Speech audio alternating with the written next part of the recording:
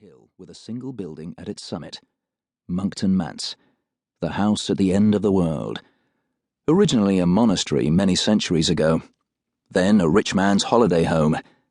Now nothing more than a deserted property, an abandoned folly. Empty and silent, holding within dust and shadows and bad memories, and one last terrible secret. Trammell Island, a long way from anywhere, and soon to be the end of more than one person's world. I stood at the very top of the cliff face, as close to the edge as I could get.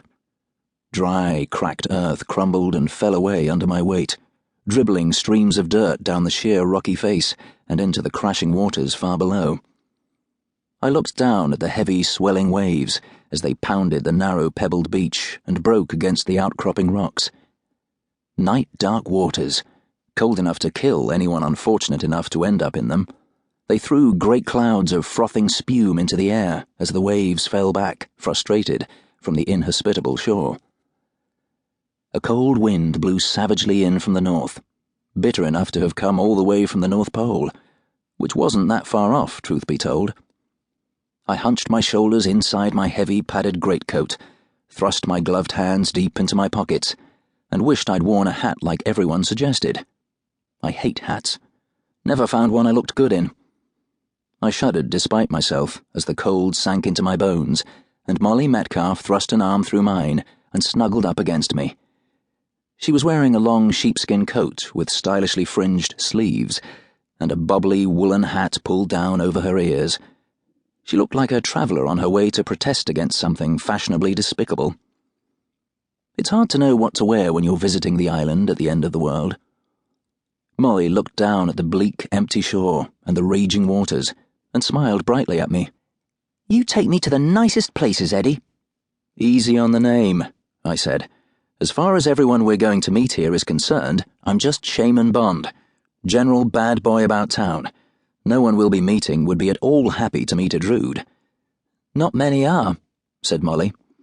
"Your family might protect the world, but no one ever said the world would thank you for it, especially given some of the tactics you use. Hey, speaking of names, I looked up Trammell in the dictionary before we left London. It's an old Scottish name for a burial shroud. Very fitting." "So it is," I said. "More importantly, it also means an impediment to function, or a shackle for a horse."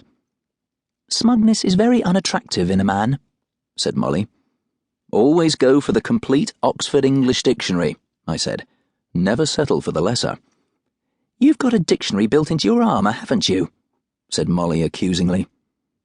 "Look at those gulls," I said. "The only birds that will come out this far pursuing the fishing boats. And even they've got more sense than to come anywhere near Trammell Island. Just black smudges on a grey sky. With the saddest cries in the world. There are those who say that seagulls cry for the sins of humanity, and that if we ever get our act together, they'll be able to stop crying." "You're in a mood," said Molly. "Don't you dare try to outgloom me. I'm the only one here entitled to indulge in deep, dark, existential brooding. This is my past we're visiting." "Never look back," I said wisely. "All you'll ever see are lost opportunities creeping up on you with bad intent." "You don't have a sentimental bone in your body, do you?" said Molly. "If I did, I'd have it surgically removed. Sentiment just gets in the way of seeing things clearly." "Sometimes. That can be a good thing." I looked at Molly, but she'd already let go my arm and turned away from the cliff edge to look steadily at the single great building at the top of the hill. Monkton Manse, an ugly building with an ugly past. Once upon a time it was a monastery, founded by a heretic offshoot of the monks of St. Columba. Long abandoned now, left to fall into ruin and decay. In the 1920s it was rebuilt and refurbished to resemble an old English country manor house, complete with pointed gables, a slanting grey-tiled roof, protruding leaded glass windows in a mock Tudor frontage, and a really big oaken front door. Large and solid and blocky, grim and forbidding, built to withstand time and the bitter elements. Even though no one had lived in Monkton Manse since the late 20s, it still looked ready for visitors, in a dark and threatening sort of way.